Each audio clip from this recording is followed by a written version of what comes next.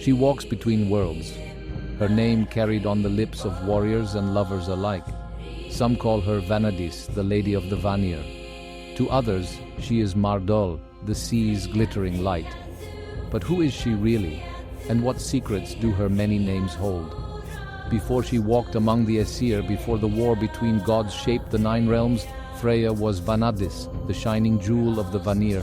The name speaks of her power, her lineage. The Vanir were gods of fertility, magic and fate, rulers of the wild forces of nature. And Freya was their greatest gift to the world. But with war came sacrifice. The Aesir and Vanir clashed, and as blood stained the fields of Midgard, a bargain was struck. Freya and her kin were sent to Asgard as part of a fragile truce. She was no prisoner, no pawn, she was power incarnate, and as she stepped into the halls of Odin, she carried her name with her, Vanadis, the lady of the Vanir, unbowed, unbroken. But not all of Freya's names are tied to war and conquest. Some whisper of longing, of loss, of love. Among the crashing waves and the salty winds, another name drifts through the ages, Mardöll, the glittering light on the sea. Some say this name was given to Freya as she wept golden tears for her lost love, Odd. Others believe it speaks of her beauty, her radiance, a guiding light in the darkness like the sun reflecting on the waves at dawn.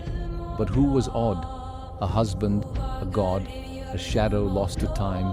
His name fades from the sagas, but the tears Freya cried for him remained, and so they called her Mardöll, the light that waits for the return of what is lost. To some, Freya is a goddess of love and beauty, but to those who march onto the battlefield, she is something else entirely. She is the Valfreya, the lady of the slain. While Odin takes half of the warriors who die in battle, the other half are claimed by Freya. Her domain is Folkvanger, a place of honor, of peace, of endless golden fields where the worthy rest.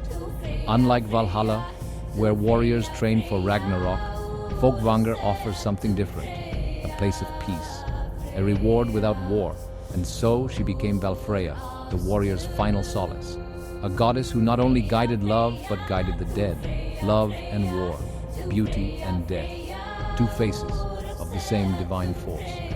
Yet Freya was not only the mistress of passion and battle. To some, she was Gefn, the giver, a goddess of abundance, of fertility, of life itself. Where Freya was the harvest, Freya was the force that made the fields bloom. She gave freely to the earth, to the gods, to those who honored her name. But there is another name, a secret name, a name spoken only in whispers, Hörn, the hidden one. What did she hide? Her sorrow, her mysteries, or something even greater? No one knows for sure. But in the old tongues, in the echoes of history, the name remains. A name is more than a word. It is an identity, a force, a destiny.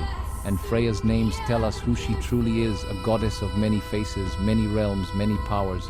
To the Vanir she was Vanadis, to the sea she was Mardöll, to the slain Valfreya, to the fields Gefn, to the unseen Hörn.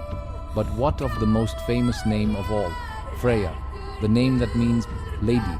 The title that says she is something greater, something eternal, a goddess who will never be forgotten, but her story does not end here.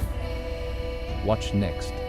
Episode 3, Brisingamen, the Necklace of Power. Until then, may the Lady of Many Names walk beside you.